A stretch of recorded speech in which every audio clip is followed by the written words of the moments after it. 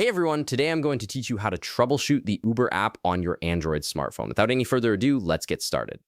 First, you'll want to head over to your device settings. This is usually accessible from your home screen or app drawer, and it's where you'll find all the system controls for your phone. Once you're in settings, look for the option labeled apps and tap on it. This section displays all the applications currently installed on your device, giving you control over how each one functions and stores data. Now, you'll see a list of all your installed apps. Scroll through this list until you find Uber, then tap on it to open the app's detailed settings page. This is where you can manage everything related to the Uber app, including its permissions, notifications, and storage usage. It's essentially the control center for this specific application. Once you're on the Uber app page, look for the storage option and tap on it. This section shows you how much space the app is using on your device and gives you options to free up that space. Storage management is often the key to fixing performance issues, crashes, or glitches that apps experience over time. Here's where the troubleshooting begins. You'll see an option that says Clear Cache. Go ahead and tap on it. This action removes temporary files that the app has stored while you've been using it. These cached files can sometimes become corrupted or outdated, which leads to the app not working properly.